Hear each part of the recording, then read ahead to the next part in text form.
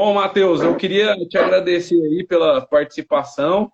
Queria dizer que você está muito elegante, viu? Não precisava disso tudo, mas já que você entrou no clima da live, muito obrigado. Eu acho que a gente tem que aproveitar esse tempo ocioso que nós temos para fornecer conteúdo, para explicar um pouco sobre o que a gente aprendeu aí na vida, né, nos processos e com tudo que a gente faz aqui. Essa é a intenção. Tá? E como essa é uma aula mais voltada sobre essa questão do poder diretivo, eu pedi para o doutor, né, preparar alguns questionamentos que são mais comuns para a gente conversar um pouco sobre isso e entender melhor o que seria esse poder diretivo. Então, para quem que está assistindo, eu vou passar a palavra agora para o doutor Matheus se apresentar. E de antemão já queria agradecer a participação de todos vocês, para o Matheus, né, se apresentar e já fazer uma breve introdução aí sobre essa primeira etapa aí, o que seria esse poder diretivo.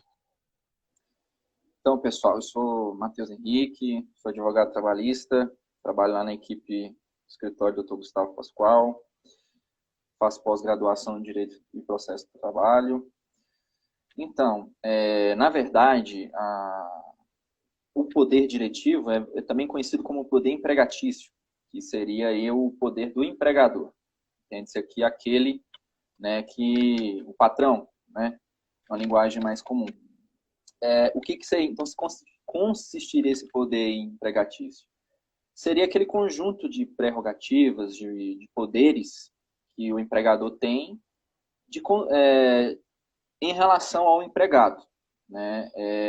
Ele se divide em 3 ou 4 ramificações, em 3 e 4 subpoderes, e ele é essa capacidade, esse poder que o empregador tem de conduzir a prestação de serviços, de aplicar normas, estabelecer normas, regras gerais, de aplicar penalidades, né, sanções para o empregado, enfim, que é exercido, importa colocar isso aqui muito bem, doutor Gustavo, ele é exercido na relação de trabalho, ou seja, não envolve aqui a relação particular ou outra prestação, enfim, outra prestação de serviço que o empregado tem, outro trabalho, ou na sua vida pessoal. Aqui não entra o poder do empregador. Então, Certo. basicamente é isso. E aí ele se divide aí, vamos colocar aqui já, que a gente vai abordar aqui, seria, depende a classificação vai depender aí da doutrina, enfim. Mas seria o poder diretivo ou poder de organização, que seria ali a capacidade que o empregador tem de estabelecer como vai ser conduzidas as atividades, né? Qual vai ser o serviço prestado, como vai ser prestado, né? Protocolo de atendimento, enfim, padrão de investimento. Tem o segundo ponto, que seria, né, que seria de estabelecer normas gerais. Há algumas doutrinas que colocam os dois, o poder diretivo e regulamentar como um só. Né? Enfim, que é o poder de organizar enfim, as atividades gerais da empresa. Teria também o poder fiscalizatório, que é ali a possibilidade que o empregador tem de verificar o cumprimento das atividades, né? Tá ali fiscalizando se o empregado está fazendo a tarefa direitinho, cumprindo suas obrigações, e também e se está cumprindo as normas, né? Se está observando os padrões, uso de uniforme, horário, né, de entrada, saída, enfim. E, por fim, temos aí que seria o último ponto, seria o poder disciplinar, que seria o poder que o empregador tem de aplicar sanções e penalidades, né? Enfim, um empregado descumpriu alguma regra, aplicar ali uma advertência ou uma suspensão. Isso é o poder disciplinar. Então, basicamente, são esses 3 ou 4 pontos. A gente vai desenvolver aqui, através de perguntas e respostas, de uma forma... Vamos buscar ser interativo, né? Uhum. Aí desenvolver o assunto de uma forma que a gente possa aqui, enfim, esclarecer as dúvidas, tentar, né? Vamos tentar aí algumas questões polêmicas, enfim, que podem ser úteis para quem é empregador, quem tem empresa, principalmente. Né? Mas também, quem é empregado, quem está assistindo, também pode aprender aí, tirar suas dúvidas. Inclusive, né, quem quiser participar, os comentários estão abertos aqui, vocês podem fazer perguntas que a gente vai lendo aqui e respondendo na medida do possível, tá? Porque esse assunto realmente, como o Dr. Matheus colocou, ele é importante para você entender melhor essa questão do poder diretivo e da subordinação do empregado, né? Muitos empregados me ligam e perguntam: nossa, o empregador pode fazer isso? Ele pode alterar meu contrato de trabalho? Ele está exigindo que eu faça horas extras todos os dias? Ele está mudando o meu contrato agora para a jornada de trabalho noturna? Ou então agora ele quer me transferir para outro local? Ou então agora ele quer me reduzir de função? E de repente ele pede para eu fazer uma coisa nada a ver da minha função. Então a ideia de limitar o limite ou de explicar esse limite é exatamente tentar abranger essa limitação de uma maneira, né, bem prática mesmo, para vocês entenderem o que é certo e o que é errado, tá? E sobre esse assunto, doutor Matheus, o que mais me chama a atenção no primeiro momento aqui é o poder de gestão. A primeira coisa, o empregador pode contratar quem ele quiser ou em um processo seletivo ele já cria ali algumas obrigações perante algumas pessoas que participam daquele processo seletivo. Tem muitas pessoas que falam: nossa, eu participei de um processo seletivo de 8 etapas, estava mais difícil que concurso público, e no final ele disse assim: não, eu não sou obrigado a te contratar. O que você entende sobre isso, essa primeira etapa aí da contratação? Então, só antes de responder sua pergunta, doutor, a gente já precisa aqui alinhar alguns pontos, né? Quando você fala poder diretivo, é o poder empregatício, em geral. Então, vamos aqui alinhar isso. Aí ele se divide em poder diretivo, fiscalizatório, disciplinar. Mas enquanto a questão da contratação, a gente tem um dos princípios, né, da nossa Constituição, que é o princípio da livre iniciativa, né, da questão da condução e da atividade econômica. Então, o empregador ele tem uma ampla liberdade, né, de contratar assim quem ele bem entender. É claro que vamos entender que há funções, há atividades, né, há cargos que é necessário uma qualificação exigida por lei, né? Então, não é assim, ele pode contratar absolutamente quem ele quiser. Ele não pode contratar, por exemplo, uma empresa, vamos colocar aqui, uma empresa de transporte, de aviação aérea não pode contratar alguém para piloto que não tenha a qualificação exigida pela lei, né? Enfim, Entendi. é uma coisa. Mas, por exemplo, essa questão do processo seletivo, isso varia de empresa para empresa, mas não há, assim, essa limitação. Ele tem a liberdade, né, de escolher quem ele quiser, mas, enfim, em tudo isso faz necessário também um bom senso, né? Se necessário essa explicação para quem vai participar do processo seletivo, de quais são os requisitos, né, de forma prévia, né, seria a forma mais aí sensata. E, enfim, deixar claro de que vai selecionar para aquele cargo, quem tiver as qualificações, quem não tem as qualificações, não cumpre, sei lá, não tem o diploma de ensino superior, por exemplo, ou não tem um determinado curso exigido. Enfim, isso aí já são critérios aí de eliminação, dizer assim. Certo. Então, basicamente é isso. Outra questão que o pessoal me pergunta muito, doutor Matheus, é que eu vejo que na prática tem empresa que prefere criar um regimento interno proibindo WhatsApp e redes sociais no momento que estão trabalhando, e tem empresas que deixam isso omisso em seu regimento interno. E aí a questão que eu gostaria de esclarecer aqui é que se a empresa usa esse poder diretivo para colocar no regimento interno dela que é proibido, o empregado tem que respeitar essa norma interna da empresa, que a gente chama de regimento interno. Agora, a empresa que não tem isso no regimento interno, aí ela já tem uma omissão que, quando ela for punir esse empregado pelo uso de WhatsApp ou redes sociais, ela já não tem tanta credibilidade assim, né? Já que não foi nada imposto ali a princípio. Então, assim, é bom a gente explicar que o regimento interno é de suma importância para que o empregador consiga tanto gerir sua empresa como fiscalizar e, ao mesmo tempo, praticar o seu exercício de poder disciplinar, né? Que seria punir com alguma advertência, alguma suspensão e até mesmo uma justa causa. Mas você entende que o uso de WhatsApp, nesse caso, seria um pouco abusivo a proibição dele ou não? Você já estudou um pouco sobre o assunto? Então, doutor, abusivo, eu creio que não. Porque, assim, há diversas atividades que exigem, às vezes, atenção, exigem, às vezes, uma dedicação ali maior.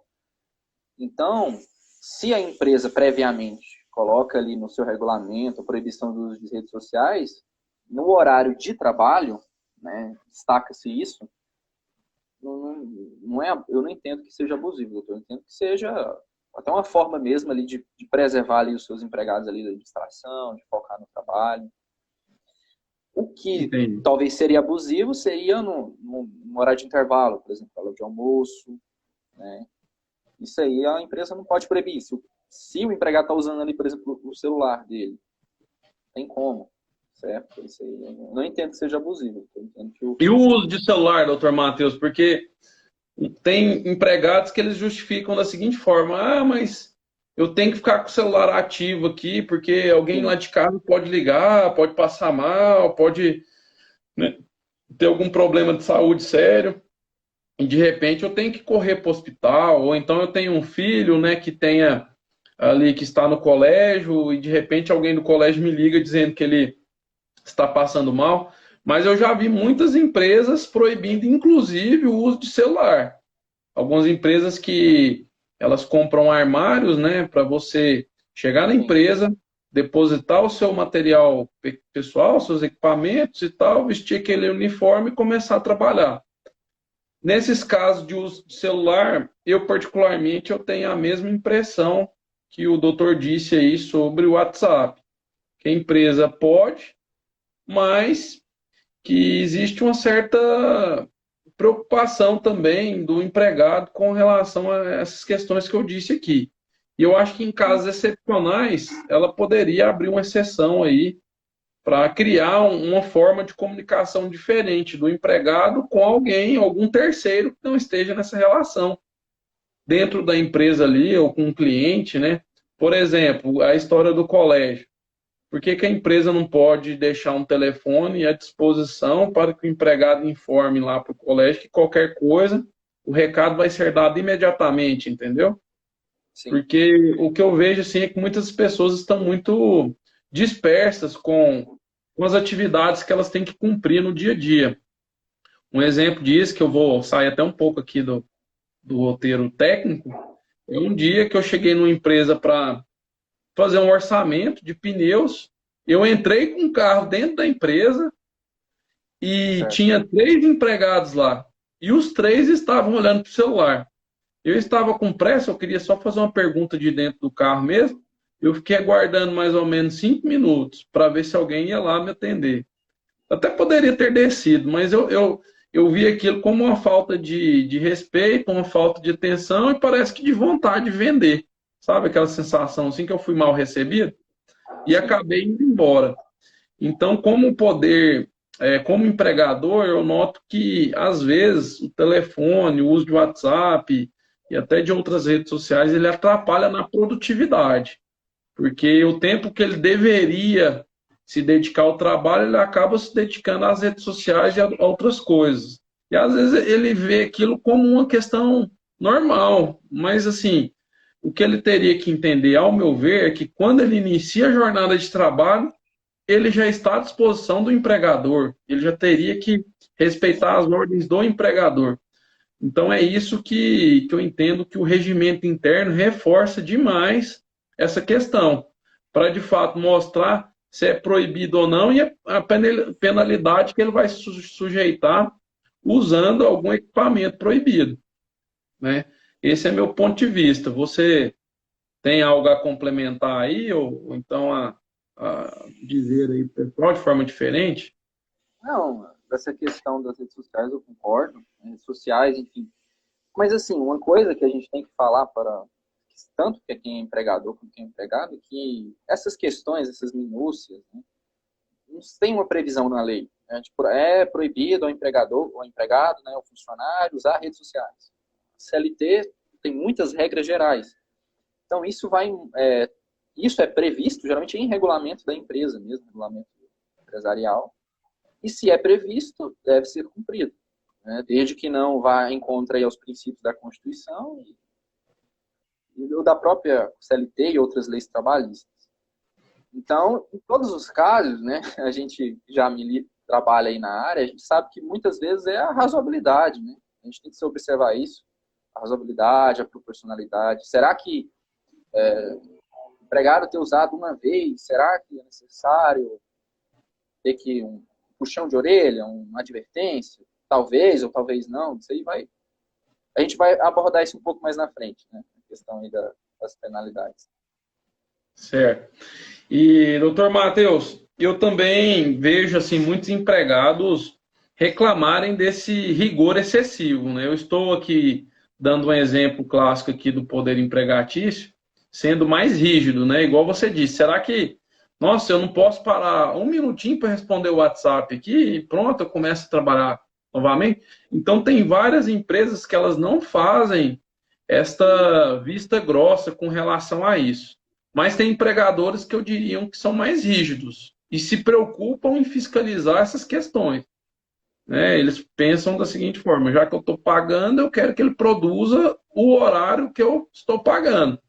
Tanto é que existem os intervalos, né, intra-jornada, para que o empregado faça o que ele bem entender, seja para descansar ou para mexer nas redes sociais que ele gosta de mexer, ou para simplesmente almoçar e realmente tirar aquele tempinho ali de descanso mesmo, né? Porque no intervalo intra-jornada a gente tem uma suspensão do contrato e automaticamente uma suspensão do poder empregatício sobre esse empregado, né? Então, quando a gente pensa em intervalo, a gente pensa o seguinte: até 4 horas não tem. Mas será que até 4 horas ele vai ter alguma questão urgente ali para, às vezes, estar resolvendo ali nas redes sociais ou no próprio WhatsApp? Porque depois de 4 horas até 6 ele vai ter 15 minutos. Então, assim, quem sabe em 15 minutos ele não lancha, não faz nada, mas faz o que ele tem que fazer ali, resolvendo no celular. E depois de 6 horas ele já teria um intervalo mínimo de 1 hora. Ou seja, 1 hora dá tempo de comer em 20 minutos, mexer nas redes sociais em 10, 15 e descansar o restante do tempo, sem nenhuma encheção de saco do empregador. Então, aqui o que eu queria ressaltar é por que não esperar o horário de intervalo para fazer o que tem que ser feito. Porque quando o empregador ele verifica que estão vários, né, empregados dispersos ali, ele fica pensando: nossa, será que está faltando serviço? Será que está faltando atividade para que eles produzam mais? Será que está faltando o quê para todo mundo se unir e fazer um negócio acontecer, né? Porque essa é a ideia de quem empreende no Brasil, é chamar o pessoal para abraçar a causa ali, aquela demanda que a empresa tem, para o negócio funcionar. E quando ele vê o pessoal parado, ele já tem essa sensação, tipo assim, ninguém está preocupado comigo, né? Parece que todo mundo ligou ali entre aspas, ali, o foda-se e pronto, eu vou ter que me virar aqui para garantir o sustento de todo mundo. Então, essa razoabilidade ela deve existir dos dois lados, né? Não só do empregador. Eu acho que isso tem que ser analisado também. E falando um pouco mais sobre isso, doutor Matheus, o que você tem a me dizer sobre e-mails? Exemplo, o e-mail é um pouco mais difícil do empregador controlar, né? Ele, às vezes, o computador, o empregado usa ali no próprio computador e não é toda hora que o empregador está lá olhando a tela de e-mail. Inclusive o WhatsApp hoje também tem no computador, né? O WhatsApp web. Redes sociais também. Então, tem muito empregado que deixa lá as telas minimizada e trabalha ali só quando o empregador está olhando, né? Eu particularmente, já vi isso acontecer e algumas pessoas reclamando sobre isso.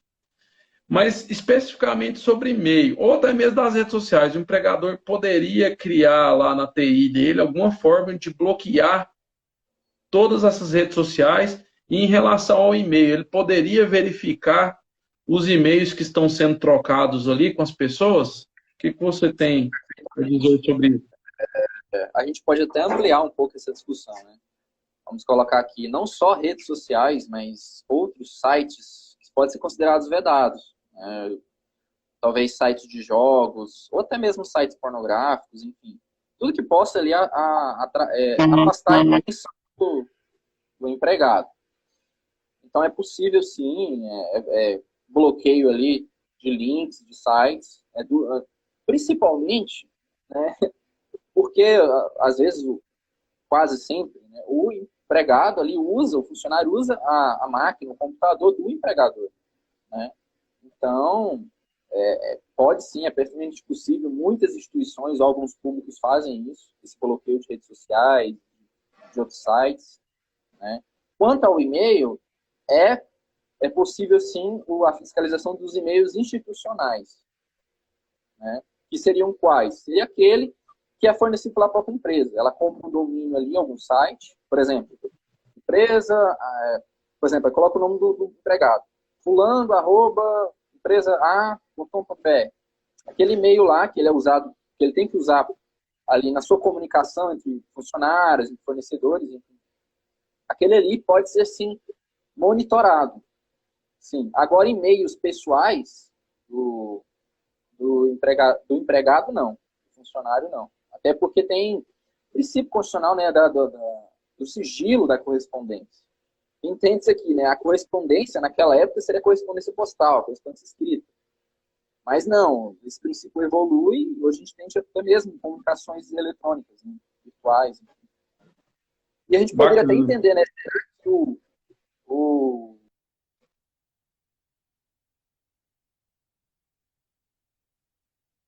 Matheus? Matheus deu uma pequena travadinha aí. Vamos ver se ele volta. Vamos aguardar pelo menos um minuto aqui.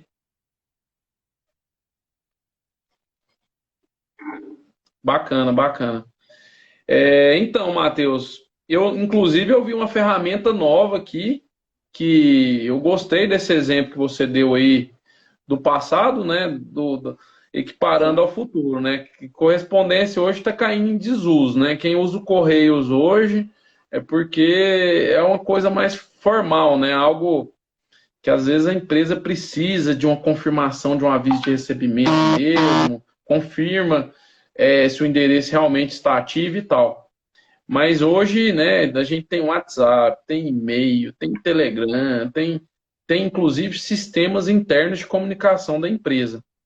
Recentemente, inclusive, eu fui atendido aqui pela prefeitura de Senador Canedo, que eu achei bem legal, cara.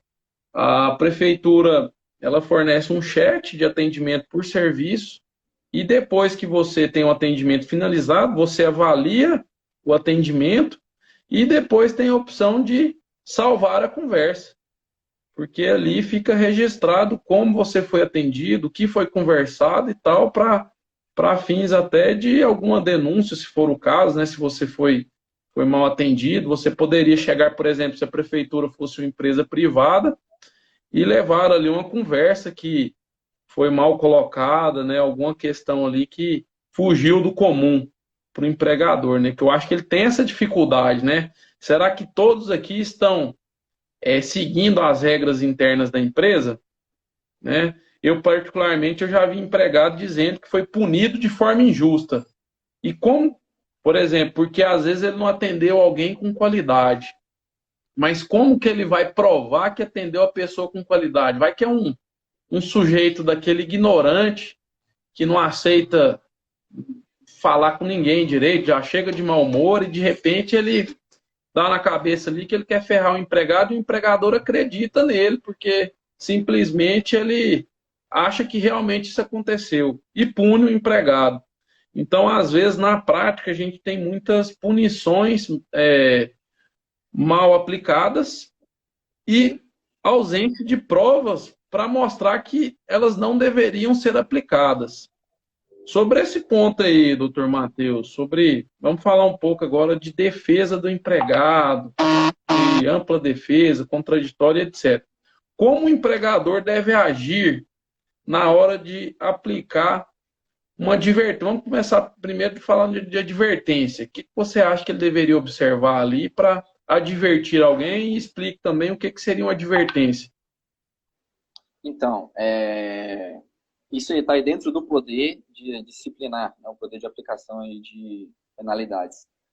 A advertência é uma das penalidades previstas. Ela não tem previsão na lei, né? Ela é prevista pelo costume. Sempre se aplicou isso, né? E o direito também resguarda o costume. A advertência ela pode ser tanto oral, né, falada, só o empregador chegar ao empregado e falar, né, o empregador ou o representante dele, ou ela pode ser escrita também. E ela tem ela é a primeira, geralmente a primeira punição, a primeira sanção, né? Há até doutrina que diz que não é necessariamente uma punição, é apenas enfim, não é necessariamente punição, mas é uma prévia, né, do que pode, é uma advertência mesmo para o empregado. E assim, aqui você falou para eu falar quando poderia aplicar advertência, mas as regras para a aplicação de qualquer que seja a penalidade são basicamente as mesmas, né? A gente tem que ser observado, por exemplo, a gente agora trazendo aqui os princípios constitucionais do direito penal, contraditório, ampla defesa. Se o empregador tem aquela conduta, né, aquela conduta ali, ele tem que dar a oportunidade do empregado se defender, né?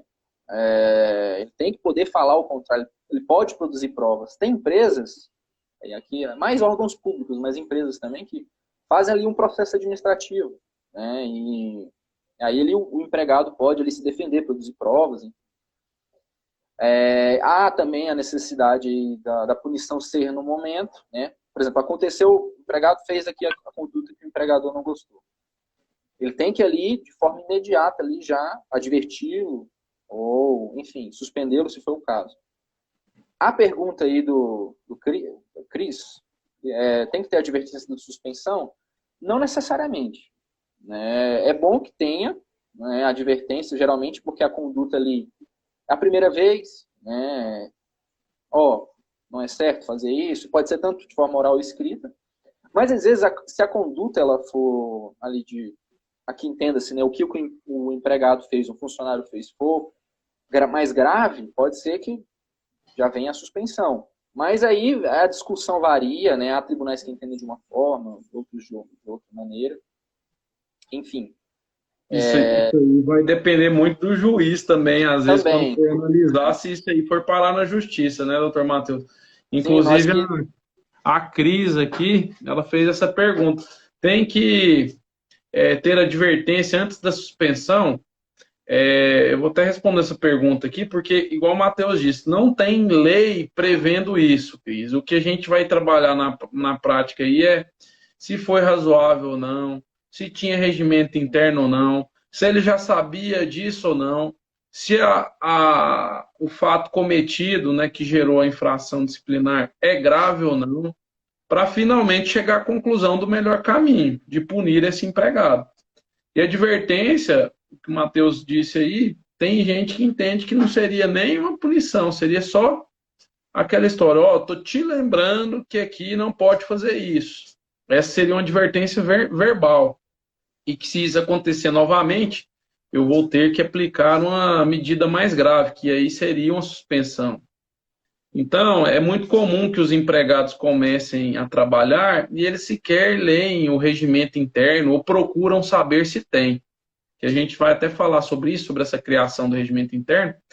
E os que vão trabalhando na tora, né, que é aqueles que, a maioria, né, dificilmente a gente tem empregados que leem na íntegra o regimento interno, eles fazem algumas coisas erradas, né? E para que o empregador consiga ir direcionando ele da maneira correta, ele vai advertindo, aí de forma verbal, depois, se ele continuar, talvez de forma escrita, se continuar, uma suspensão, e para finalmente chegar ao final da relação de maneira mais grave, que seria uma justa causa, né? Que aí eu diria que é um pesadelo na vida do empregado, é o que ninguém quer. E o que o empregador também geralmente não quer fazer, porque ele sabe que gera ação judicial, geralmente, porque o cara geralmente sai da empresa recebendo ali o saldo, salário e férias vencidas, se houver. Não recebe mais nada, não recebe 13º proporcional, não recebe férias proporcionais, fica com FGTS retido, não recebe a multa de 40% e não recebe seguro-desemprego.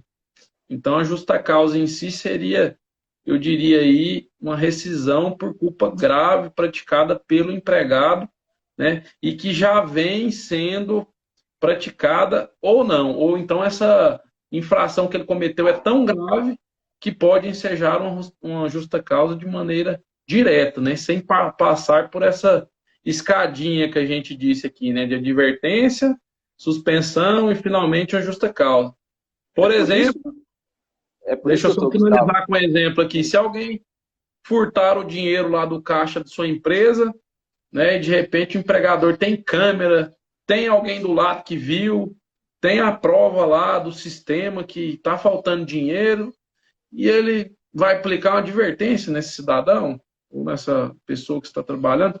Então, assim, tem atos praticados pelos empregados que são inadmissíveis e que ensejam a justa causa direta, né, doutor Matheus? Não, não é uma regra geral para todos, não, Sim, né? exatamente isso. Depende do caso concreto. É uma das coisas também que a gente pode apontar aí. O que, que o empregador tem que ter o cuidado aí na hora de aplicar a penalidade?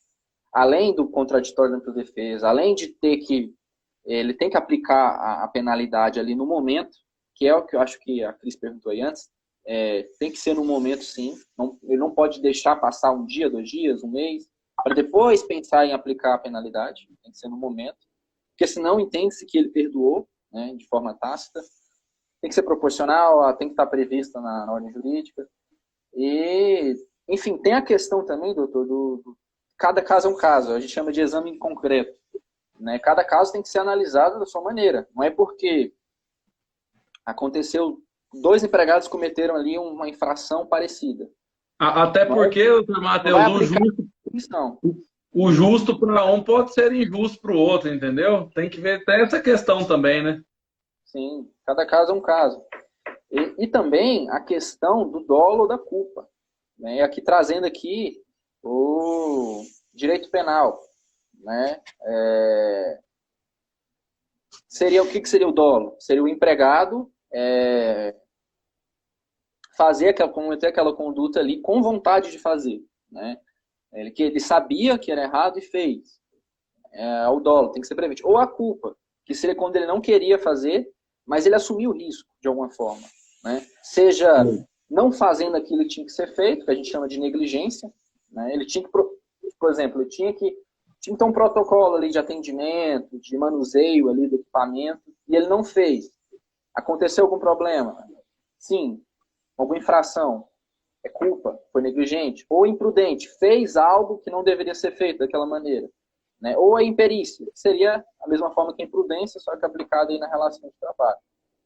A Bacana. Carol, que está participando aí, minha namorada, ela perguntou, além do roubo, o que pode ser considerado justa causa? O artigo 482, né, doutor, salvo engano, ele traz muitas previsões de justa causa. Né? Um rol, né? O roubo, podemos colocar aqui também.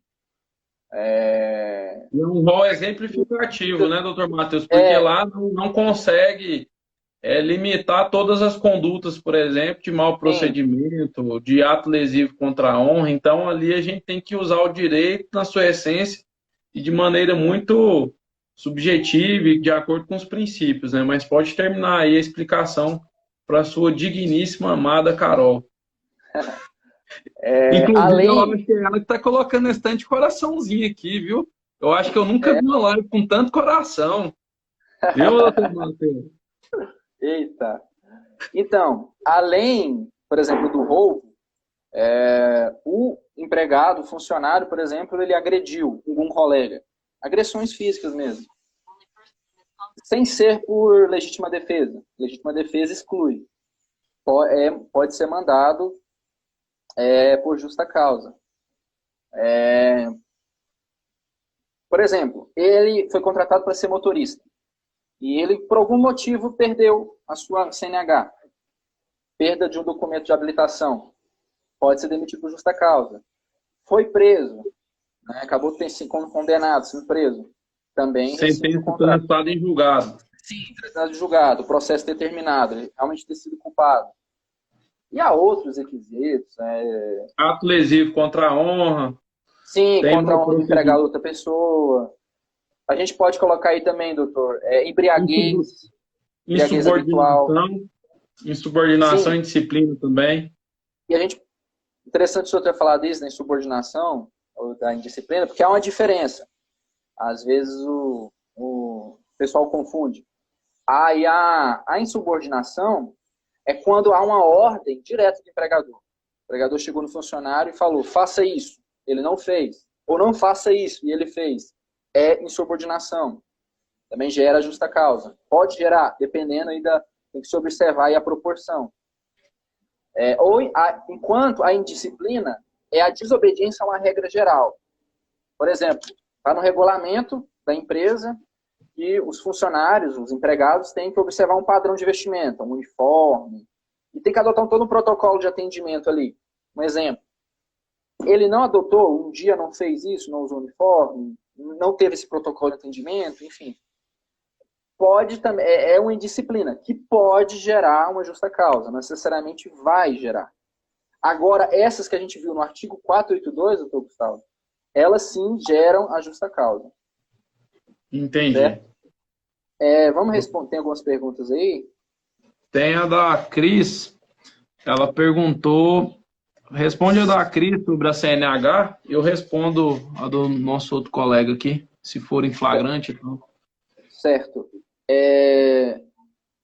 No caso do Inclusive, motorista com sobre essa perda... questão do motorista aí, envolve outros também, contador, advogado, fisioterapeuta, Sim, né? Geralmente esses profissionais que precisam da, uma qualificação da específica. habilitação profissional para exercer a Sim. função, né? Então, não só do motorista, mas pode explicar isso Sim. aí. Então, Cris, não necessariamente por ser inerente também, mas é porque sem a CNH ele não pode exercer aquela atividade de uma forma lícita.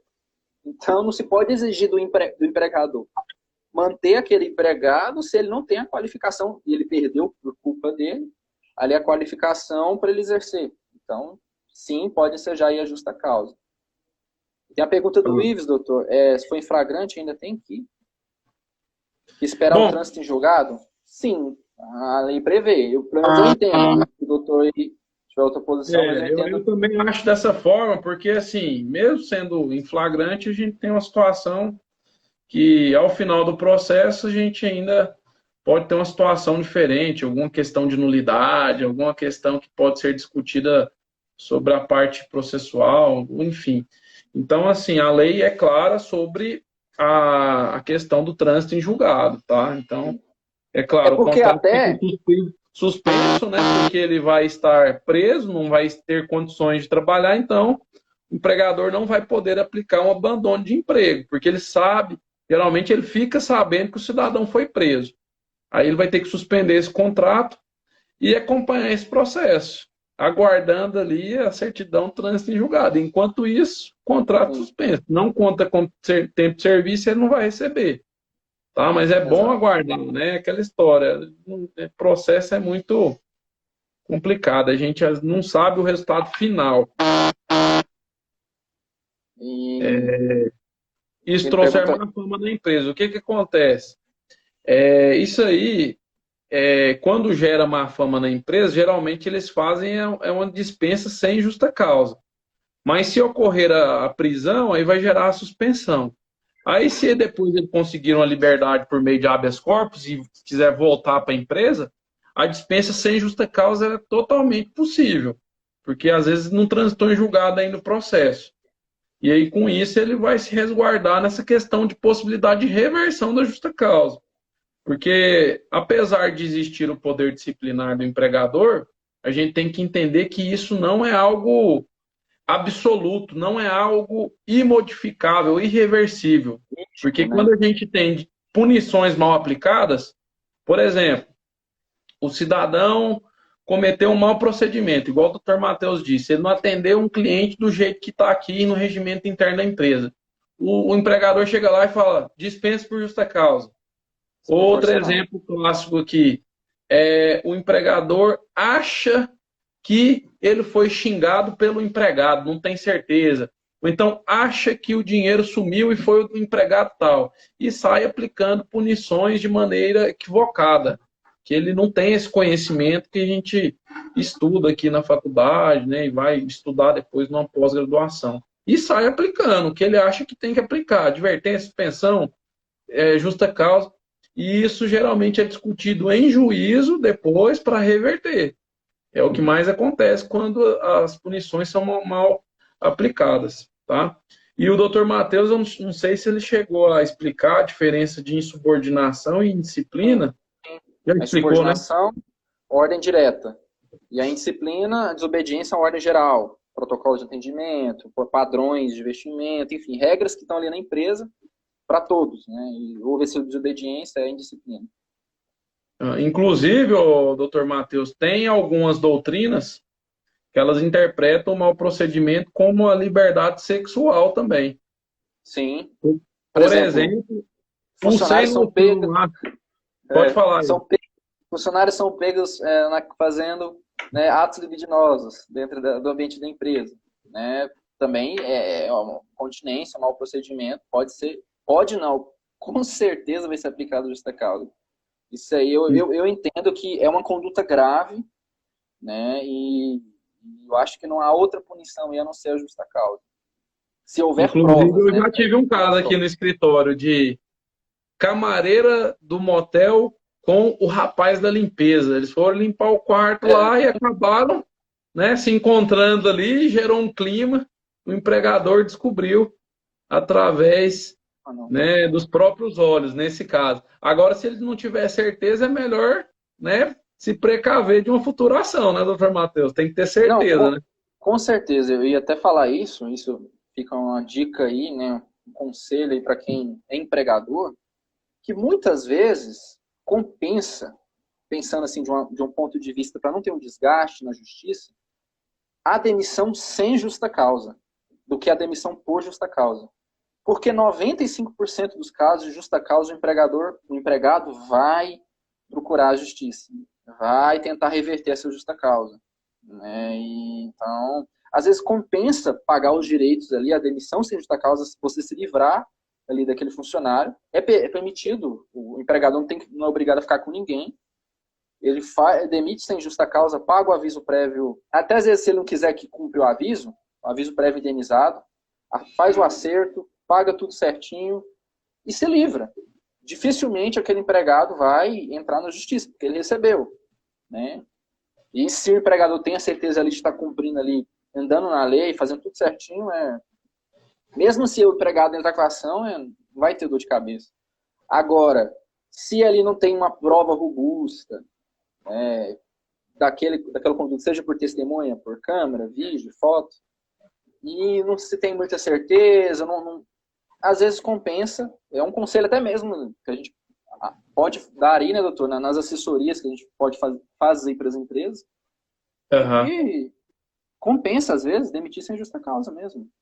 Não é vedado, esse é um tipo de serviço de compliance e consultoria, né? Para um empregador, sim, antes de tomar uma decisão inadequada, ele faz essa consulta para saber se ele está agindo de forma correta ou não. É melhor zelar pela cautela aí do que pela agressão mesmo, porque além disso tudo, tem empregado que ainda pede dano moral, né, doutor Matheus? Porque sim, ele passa a ter uma situação constrangedora a partir dali.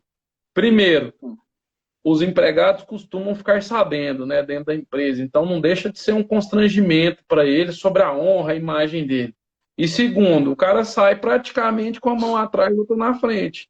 Como eu disse, recebendo saldo de salário e férias vencidas se houver. Então, deve-se ter muita cautela. E falando sobre cautela, doutor Matheus, recentemente eu recebi uma ligação me perguntando o seguinte: nossa, o empregador está exigindo que eu use um uniforme aqui da empresa, que eu não gosto, que eu acho ele feio demais e tal, mas como que eu devo proceder? Eu tenho minhas roupas aqui, eu posso utilizar? E teve um que me ligou recentemente e disse o seguinte: olha, eu estou aqui com a minha barba bem bonita. Eu custei chegar nesse ponto e o empregador está dizendo que eu não posso usar barba no ambiente de trabalho, né? Eu passei tanto minoxidil para ela crescer, eu fui em tanto barbeiro e agora eu vou ter que fazer minha barba. Isso pode ou não pode, doutor Matheus? Me explica melhor isso aí. Então, cada caso é um caso. A gente falando do direito que a palavra que o advogado mais fala é depende. Mas de fato é Depois, mesmo. Nesse caso, qual o caso que o senhor falou antes da questão da barba? Que o senhor falou? eu falei de Esqueci. uma mulher que. Ah, tá, da questão do uniforme. Ah, do Então, uniforme, foi, tá certo. eu entendo, eu já estava até estudando isso na pós esses dias, essa questão do uso de uniformes. Pô, em regra, não. Entendeu? Em regra, o uniforme, ele deve, se o empregador prevê o uso de uniforme, o uniforme deve ser usado. Né? Se ela acha feio, isso aí não está na esfera do poder dela, mas do empregador. O que pode gerar algum problema é se o uniforme tiver algum constrangimento. Às vezes a mulher tem que usar algum decote, né? Algo que possa constranger ali, expor o corpo. Ou então, algo que possa expor é ridículo. Às vezes tem Uma empresas, saia principalmente de justa venda. também, doutor Matheus? Poderia Oi? ser visto dessa forma? Por exemplo, a mulher não gosta de usar saia acima dos joelhos. Se de repente a Sim, empresa exige que ela use uma saia acima dos joelhos. sim. Então, aí vai depender do caso. Isso aí a gente vai muito pela questão prática, né? O que na prática vai acontecer? Pode ser que se ela não, se ela não, por exemplo, ela não cumpre, se a empresa talvez demitir ali ela por justa causa, talvez ela consiga reversão na justiça, né? Às vezes o juiz pode entender que aquilo ofendeu talvez a religião dela, enfim, os valores morais. Vai depender muito do caso. Quanto à questão da barba, isso aí, em regra, não pode haver essa proibição, viu, doutor? É, se a pessoa prefere usar barba, bigode, cavanhaque, não pode. Mas tem duas coisas. Tem as profissões, né, que exigem, de fato, não uso de barba, por exemplo. Mas isso já é na esfera já da administração pública, polícia, né, outros órgãos. Isso aí já é outra esfera, não está na esfera da CLT, né, que é o que a gente está discutindo aqui, o empregado comum, que tem carteira assinada. Agora também tem que ser observada a razoabilidade, né, doutor? Às vezes o empregado ele fica um ano sem fazer a barba está daquele tamanho. E às vezes ele tem que trabalhar, às vezes ele um local, um hospital, por exemplo, um local que exige ali uma Higiene. higiene. Tem que ser observada a responsabilidade, a razoabilidade, né? Não Às é vezes porque, numa eu cirurgia ali, né? O cara tá ali, a barba tá pegando ali é, no paciente, né? Alguma coisa assim. Tem que mostrar que ou, atrapalha, né? De sim, alguma sim. forma. Ou corre Em o regra risco não tem. de gerar um dano para a empresa, né? Eu entendi aí a sua observação. Tem só algumas perguntas para trás, doutor. A Cris, sim, Cris, pode estar no regimento interno. O bom é que esteja. Conselho para os empregadores. O bom é que E, esteja.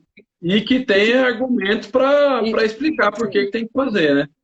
Porque só sim. estar lá sem pé nem cabeça não vai fazer tanto sentido, tá? Tem umas perguntas Inclusive, para doutor trás. Matheus, Só falando, responder. falando. Ah, pode falar. A Amanda perguntou. Um abraço para a Amanda e uma amiga. Além de ter certeza que haver provas para admitir, então, na prática, sim, é bom que tenha provas, porque geralmente o empregado demitido por justa causa ele vai entrar na empresa. Então, é bom ter uma testemunha, é bom ter ali uma gravação, uma foto, um vídeo, entendeu? Mas não precisa necessariamente. Pode ser que o empregado não entrar, a demissão que está dentro da lei foi correta, né? Às vezes, há mesmo situações que não tem prova. Mas, enfim, acho que eu respondi todas. Não vou para trás, não. Pode falar, doutor, pode. Alguém me ligou aqui, meu celular ficou com som bem baixo. Vocês estão me ouvindo bem? Eu estou ouvindo. Tudo bem. Então, doutor Matheus, outra pergunta que me fizeram recentemente, e que eu vou dar a minha opinião, que é se Doutor? os empregados eles podem ter relacionamentos amorosos dentro da empresa de forma afetiva mesmo. Olha, eu me interessei Doutor? pela minha colega de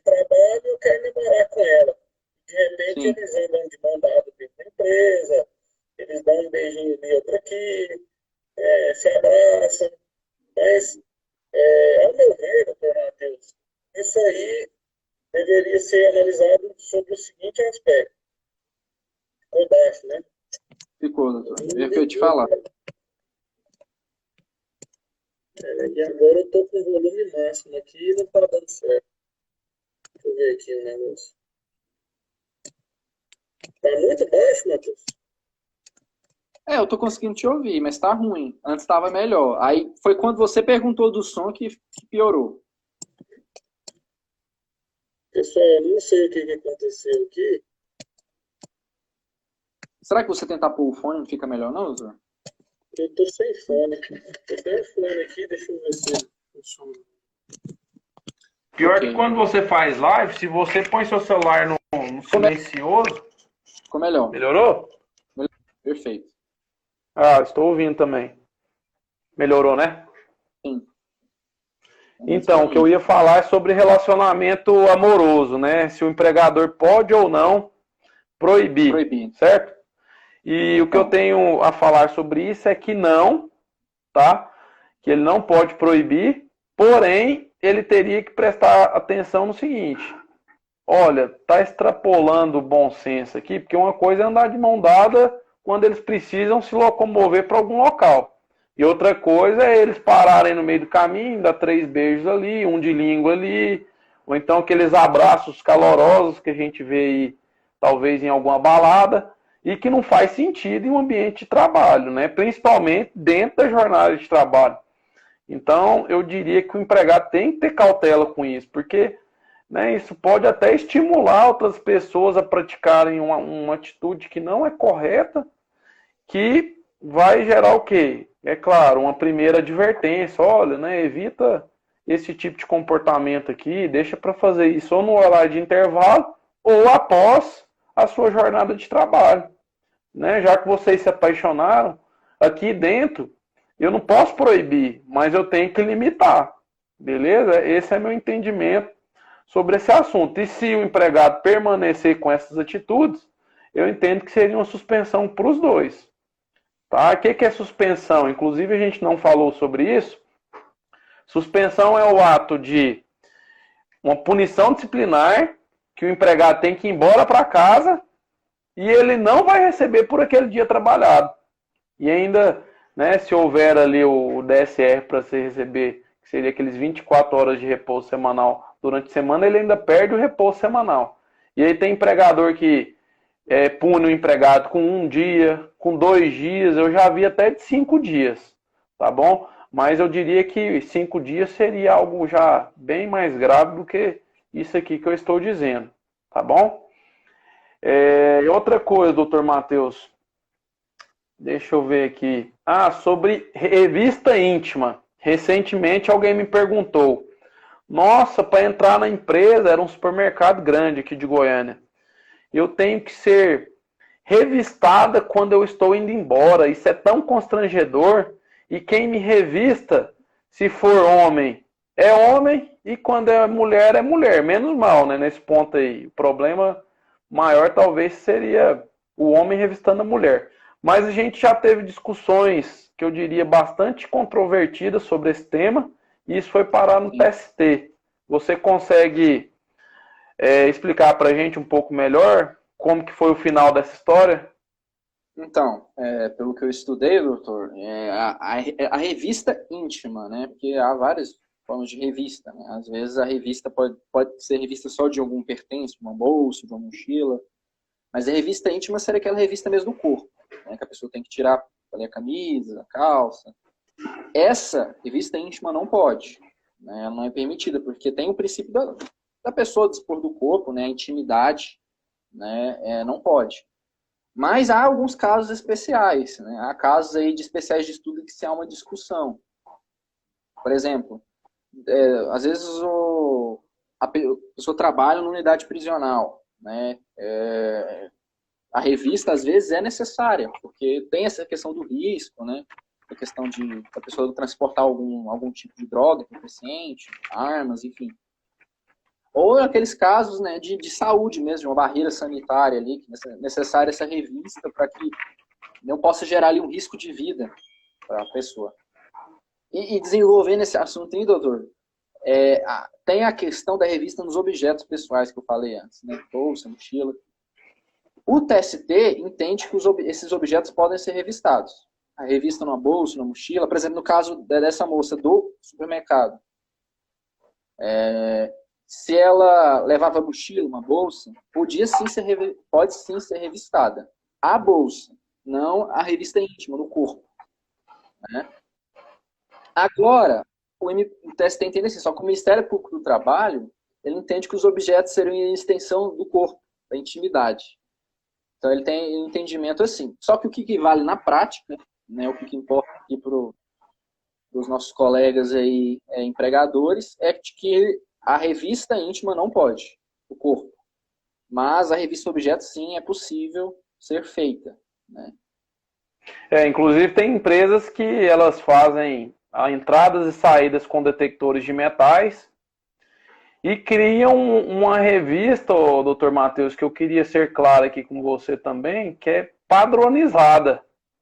Tem aquela história, tipo assim, você tem cara de ladrão, é você que eu vou fazer uma revista diferente todos os dias, sabe? Aquela mais incisiva. E de repente uma pessoa que tem cara de boazinha, e na verdade talvez não faz uma revista só de olhar, por exemplo, só para fingir que fez, né? Então, tem essas questões também, que você explicou muito bem. Tem o entendimento do MPT e do TST. O que é importante é que isso não configure um ato discriminatório e que não configure uma violação da intimidade, né? Como você disse, isso, alguma questão sobre o corpo, que aí já gera uma indenização por dano moral, né? E aí vai depender muito das provas que esse empregado produzir. Nesse caso do supermercado, o risco que o supermercado tinha era de empregados que vão até o estoque, ou então que passam ali por um local que os clientes da loja não passam, para usar ali daquela confiança que ele tem para aproveitar, né, para furtar algum produto.